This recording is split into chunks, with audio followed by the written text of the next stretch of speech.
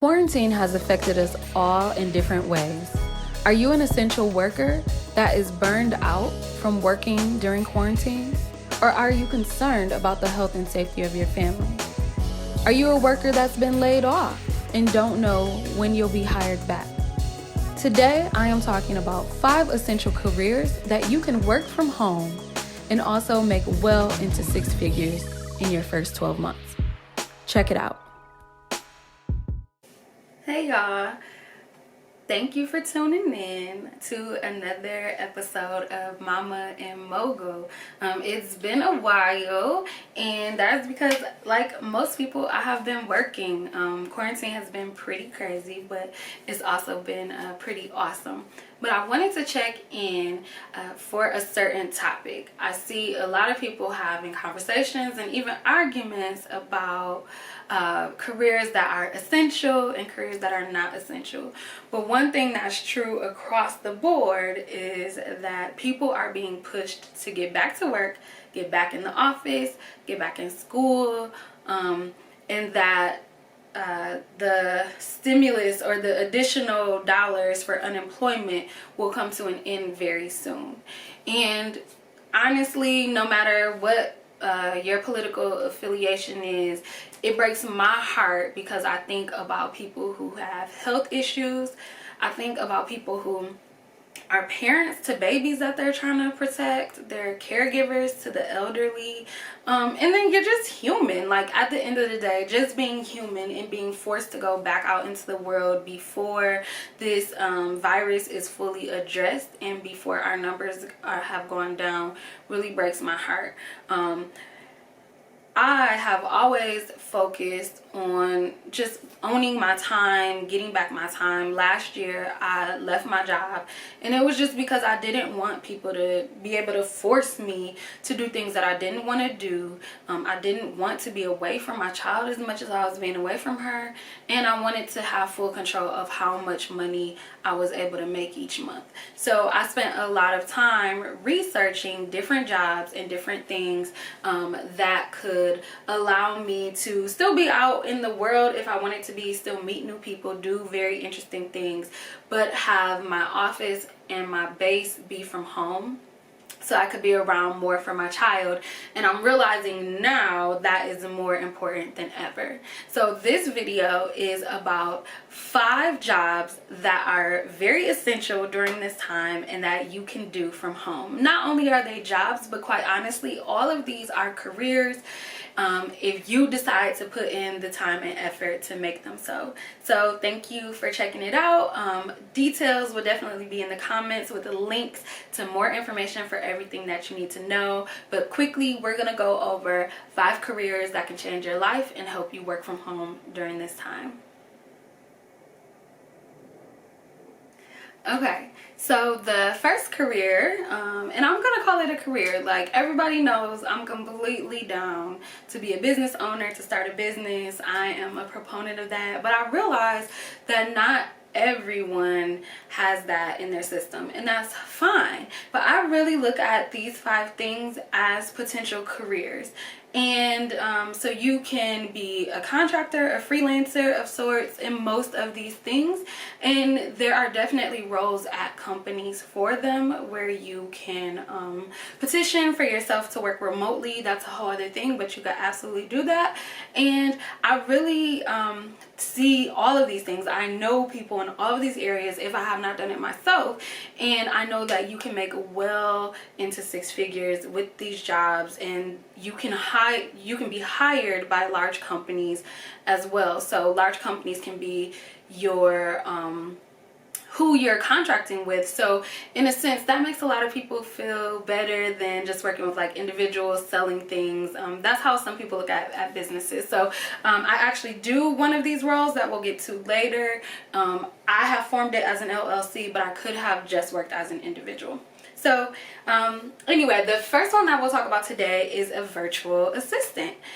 And a virtual assistant is literally what an assistant would be to anyone, to a manager, an office manager, a business owner, almost everyone who is doing a large volume of work in their area needs an assistant. And so a virtual assistant would be someone who supports them virtually.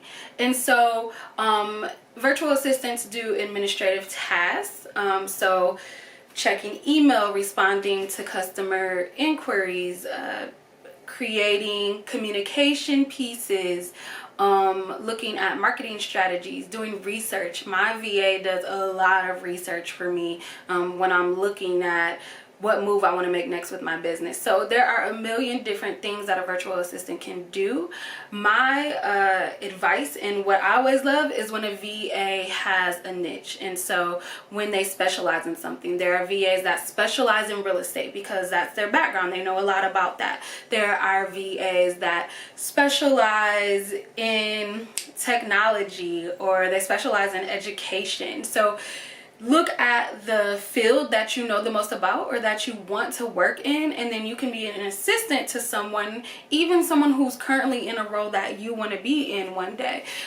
So for all of these, I'm going to break down what they do, what you need to have, what you need to know, and then how you can find out more. Because obviously today I'm not going to tell you every single thing that you need to know, but I will link you to places that tell you everything you need to know for them.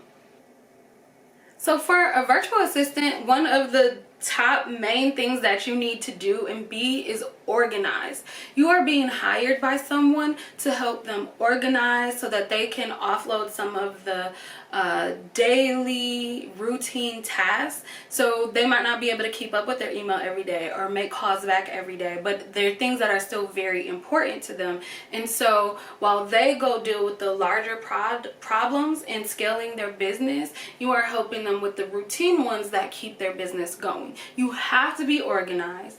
You have to be consistent. You have to be trustworthy, and you really have to be reliable. So just like if you were being hired as an executive assistant somewhere else, it's the same thing. Just because you're working virtually, like, that person needs to know that every day when you're not with them, you're still doing the work that's needed.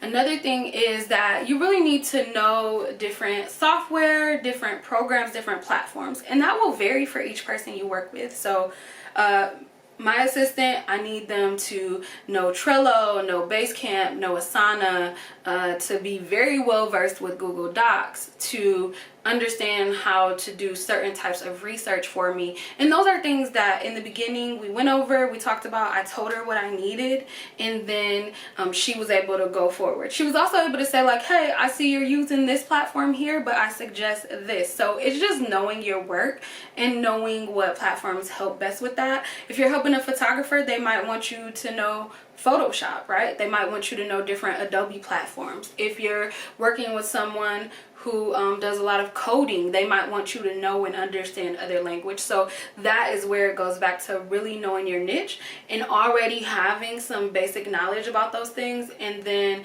being able to assist someone in that work in other places. So there are a million online courses that you can take about being a virtual assistant. I'm going to link a few below.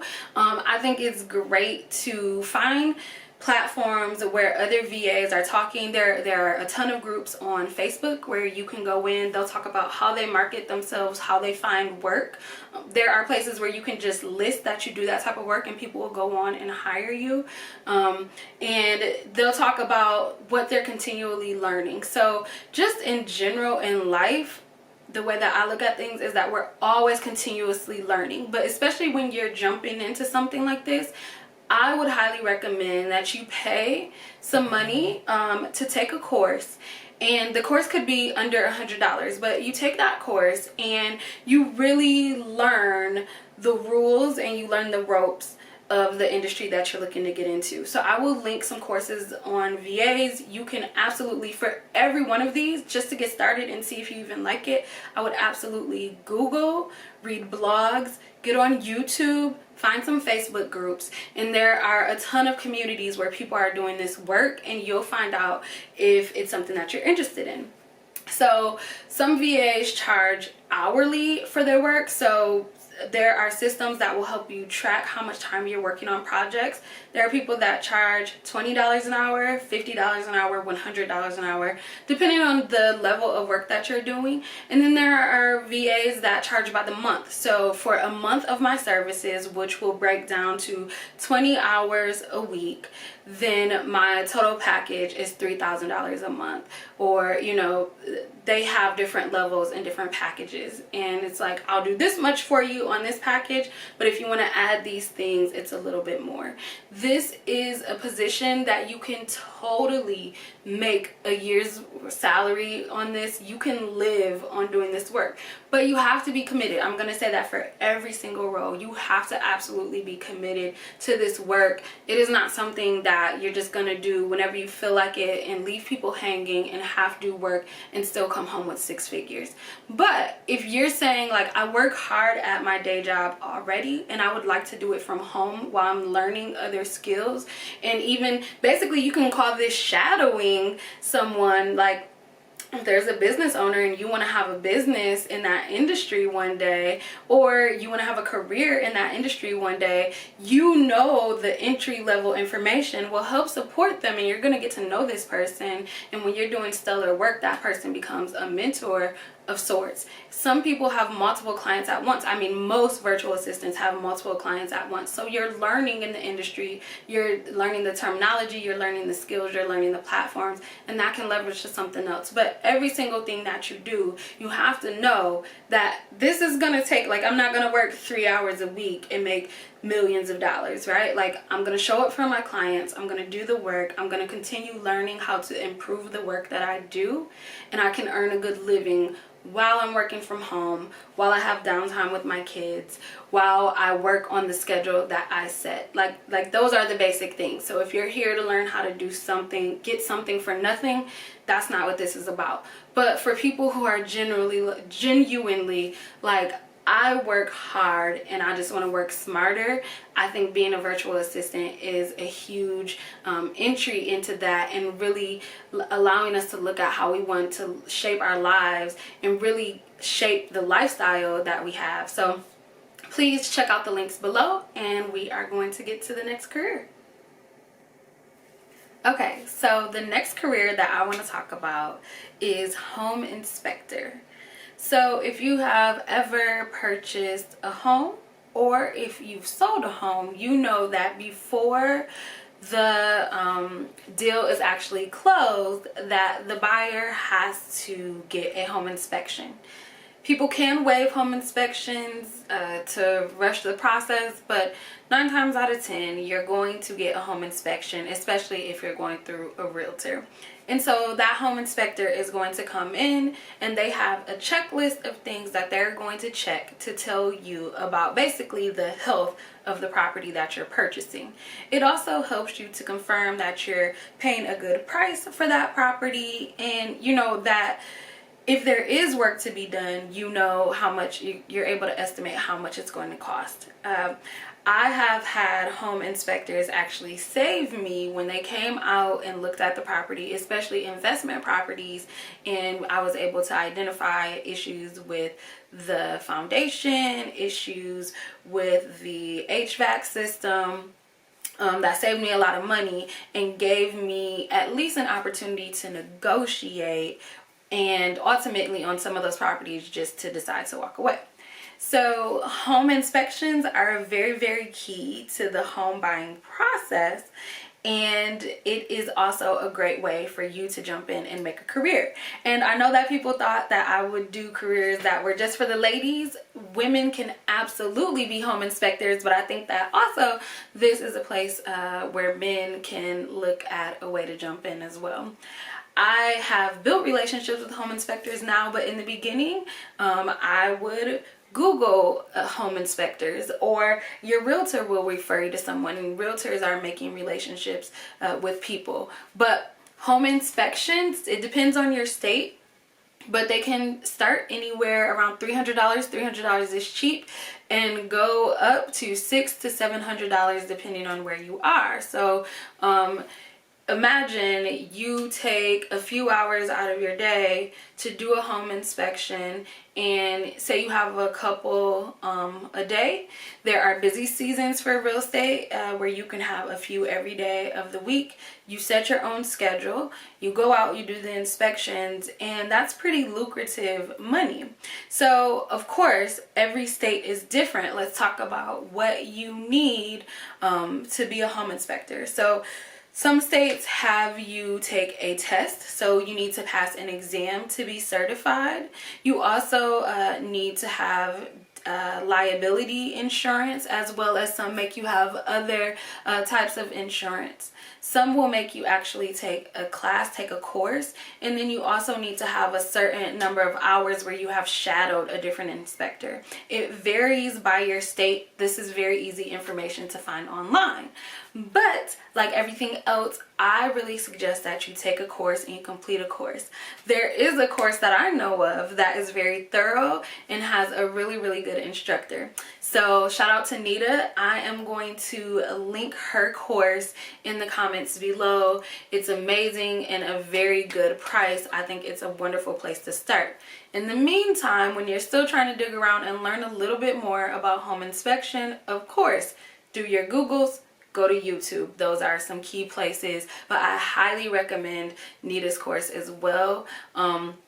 If you are a person who's not scared to get your hands a little bit dirty, you want to learn more about real estate, you want to start understanding how to figure out what's a good investment, what's not, you want to start building your network, this is an amazing place to start. Like everything else, you're going to have to be dedicated, but it definitely pays off. You can definitely make a few $1,000s a week doing this job when you build your network. Next, let's talk about being a project manager. So most offices that you've gone into have a project manager on staff, but if you get down to the basics of what a project manager does, they help to plan and execute a project. So a lot of times people are like, what requirements do I have to have? Honestly, here you need to be organized, understand the steps of a project, and then make sure that everyone is on their A game to do the work. You're not necessarily doing the work, you are making sure that the work gets done and that you guys stick to the plan and the timeline. Basically, all those bossy mamas out there, this job is for you. So you do need to have some technical skills, just like being a virtual assistant. You need to understand certain platforms, what programs. So if you're working virtually, these jobs can happen virtually, and that's what we're talking about today. You want to make sure that you have a place where the team that you're helping to manage can all jump online. So Asana, Trello, Basecamp, platforms like that you're fully understanding those platforms and you're giving everyone instructions of how they can log in, and then you're building out the timeline, you're building out the steps for them. With their collaboration, they're really telling you what needs to be done, and then you are finding ways to check in with them consistently and make sure that that project is making progress. Once again, like being a virtual assistant, people also have their niche. So I know someone who is a project manager. She helps brands to market and launch, right? So what is the plan for our marketing and how are we going to launch this new product, this new service, this new thing? I also know people who are project managers for real estate. You can be a project manager for anything. Once again, figure out what you know about or what you want to know and help that be your area so you can build a community in one place. Project managers can charge by the project. They can charge hourly, they can charge monthly. You really have to see what works best for you and the team that you're working with. Usually you are working with a team that you are helping to manage. And so there are different courses, different certifications that you can get and take. But really, another place to build a community is Facebook groups. Going there, finding out, where are people getting their work? How are they doing their work? Another course that I highly recommend, and I will link it to get started in this work, is Ariel Hill. She has a course that I've actually taken. It's amazing. I took it for my own purposes. I wanted to figure out how to manage my own projects better. She has a ton of resources there. It's a very thorough course. I will link it. But make sure that before you jump in and you just confidently tell someone, I'm going to manage your project, I'm going to be your project manager, that you're understanding all the resources and the skills that you need. Once again, you have to be dedicated. There are definitely jobs out there. There's work out there. You can make very good money doing this when you are good at what you do. So I highly recommend that you do a little research on being a project manager and you learn more. This is work that you can do at home while your kids are studying at home, and then you can go out and live your life. You can be working one day from your home in Michigan like me, and the next day from your home in Brazil when you're on a month-long vacation. It provides a ton of flexibility as long as you're able to still do the work and show up for the team that you're working for so that they can have a really good product at the end of the day. Next, the career that I want to talk about is web design. And so basically what I mean when I'm talking about this is websites. Last year, the end of last year, I started a website company and I helped build it with my sister, and then I basically gifted the company to her. It is now her company. And we are, savvy. We know a little bit of tech. But what I realized is I was always paying someone to build a new website for me. And then when I would go in on the back end of the website, I was like, if I put a little bit of effort in this, I could figure out how to do the basics. I'm not talking about coding, do the basics of websites. And I realized that it's a very lucrative job for people to do. So if you don't have a coding background, that does not mean that you can't do websites. There are plenty of platforms out there that people still pay to have customized, to do custom content and design for them. So WordPress, Wix, Shopify, and there are a ton of other platforms where you can build people's websites out for them on those platforms and then really have the back end of the website set up so that they can go in themselves and manage a lot of things. So I've had custom coded websites built for me, and every time I needed something fixed or something done, I had to call my designer, and that cost me a ton of money and a ton of time because if my designer's backed up, they couldn't get to me. So now I only have my websites built out on WordPress. Pay a person to handle it, and now I can go in and manage it myself. What I realized when we built the design company was that that was a huge selling point for our customers. They wanted to be able to manage things on their own, but they didn't want to have to set it up.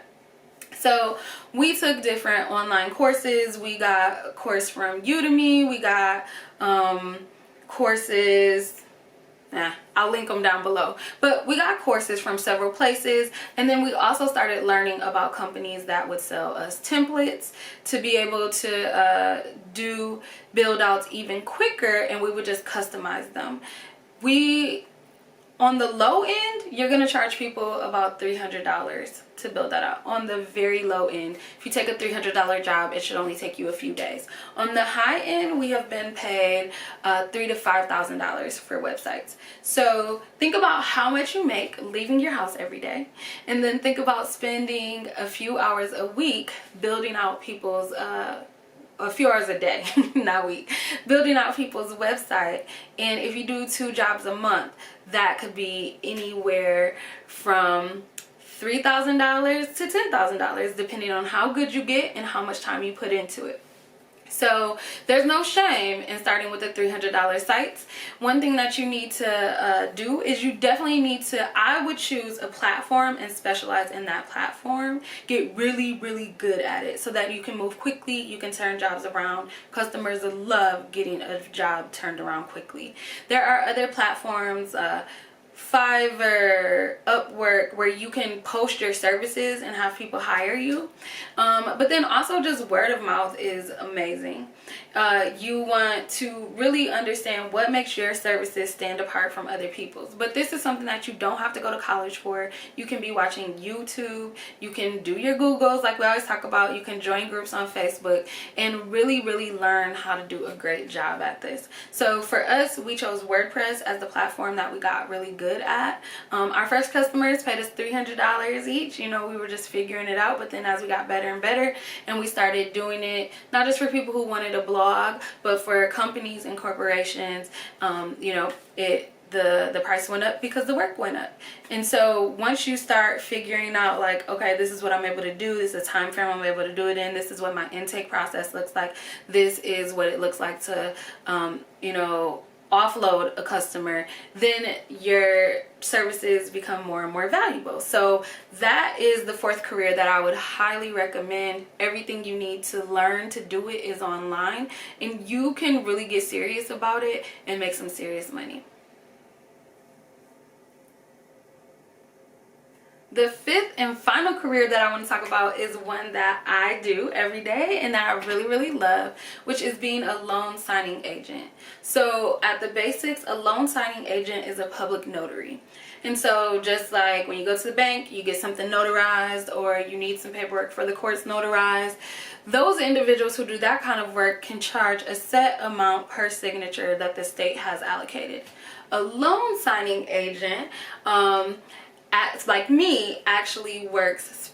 I specialize in real estate. You can specialize in different areas. I specialize in real estate. So I work specifically for escrow and title companies. And when you buy a new property and you sit down with someone and they go through all of that paperwork with you, that is what I do. I actually handle and manage closings. And so every signature that's coming through, essentially I'm getting paid per signature. And then the better I get and the shorter amount of time that it takes me to do that work, you can break it down into an hourly cost.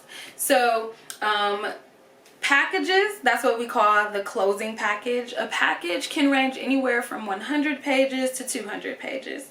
And what I'm doing is I am explaining to the signer, the buyer, the seller, the purchaser, what they're signing, because there's a ton of legal documents, and then having them sign. I'm not giving them legal advice. I'm not telling them what I think they should do. I am just simply explaining to them what they are signing. As they sign the paperwork, there are certain documents that I'm notarizing, certain legal documents that need notarization. The reason why a title or escrow company hires me is because they need a third party. It doesn't benefit me if this person closes on the house or they don't, right? I'm a third party. So them hiring me makes me like an unassociated party. So when I'm able to explain to the signer what they're signing, I'm not trying to coerce them into closing. And so that's a very important piece. Lately, during quarantine, you've seen more electronic signings, more e-signings, but it's still not a very common thing. So a signing takes between 45 minutes to an hour and a half, depending on you know, how new you are, how much paperwork you have. And on the low end, people make about $60 per signing. On the high end, people make about $300 per signing, mainly in California. My sweet spot is really between $100 and $150.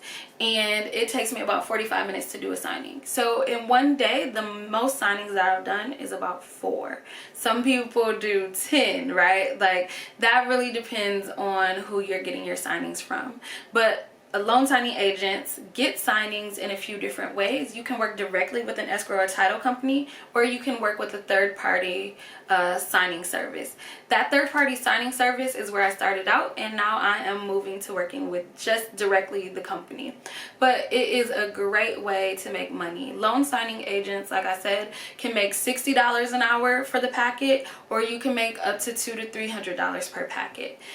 A month, people make on average, I have been doing this since April, and I've averaged between $2,500 to $3,000 a month or build, you know, fluctuating in that area. But some people make $10, $20, and $30,000 a month. Once again, that is them having the experience, building the community, and really investing time. But it is completely possible. So some of the things that you need starting out is you need your own printer, right? You need a printer that prints legal paper. You need a mobile scanner. You also, on your state level, I had to become a notary in my state first and pay for that. In Michigan, that was $50. I also had to get a bond, so bond insurance. I believe my bond insurance policy was for 4 years, 6 years, 6 years, because my notary license is good for 6 years. And that bond insurance was also $50, but then I got error and omissions insurance to give me some more liability coverage, and that was about a little over $300 for the year. You also have to think about mileage. So when you're a mobile notary, sometimes you go to the escrow and title company's office to complete signings, but a lot of times you'll also go to the people's homes to help them close. So I won't drive more than 45 minutes one way, right? So you decide how far you want to drive, and you can negotiate that into your fee. So you have to look at also mileage, upkeep for your vehicle, and then just ongoing costs like toner, paper. But once you get all of your first purchases out the way, I'd say for me, I estimate lately I've spent about $200 a month. Of course, the more signings you do, that will fluctuate. But what I really, really love about this job is, or this, you know, career, is that you can decide. You decide what days you work, what days you're not working. You take signings as you would like. Maybe one day you do a 12-hour day, right? And then the next day you don't work at all. You decide how far you want to drive. You decide how early you want to take a job, how late you want to take a job. And there's always flexibility to negotiate with the signer. So it just really gives you freedom of your time. And you might make a goal. You know what? I want to make $2,000 this week. And if you hit that $2,000 before the week is up, you can decide to keep working or not. But it's just really an amazing thing. And it's really changed my lifestyle in my life. I highly recommend it. It is a little iffy during this time of quarantine, but with my signers, I'm still taking precautions. We're still 6 feet away. Everyone has masks on, and when the weather allows it, we're signing outside. So there are still things that you can do to keep yourself and your family safe. And most people want to keep themselves safe as well. For me, if that's not of interest to you, then I pass on the signing altogether, and that is completely my right to do. So it's just taking control back of your life and how you want to live. I highly recommend it. So what I will do is, I took a course called the Loan Signing Systems. It taught me everything that I needed to know. It's amazing. And we also have a Facebook community that continues to teach me the things that I didn't even know I needed to know about being a loan signing agent. I will link that below. Always do your Googles, look up testimonials and videos on YouTube, and you'll learn a lot as well. So that is the 5th career that I highly recommend as an essential career. Loan signings are like going crazy right now because the interest rate is so low, and we have so many people who are purchasing new homes, selling homes, refinancing, doing reverse mortgages and things like that. So there is a shortage, and there's been no shortage of work because of it. So it is definitely a career that I suggest you check out. Okay, y'all, so those were the 5 essential careers that I suggest that you check out if you're really wondering how you're going to survive everything that's going on, whether you lost your job or you're looking for a new career. I think that there's a place for you in one of these 5 areas. Please, please, please like, comment, subscribe. I really just want to keep sharing information that's helpful to you all. So please let me know what you think about this video. Please let me know if you check some of these things out, and subscribe for more information like this. I can't wait to see you guys next time.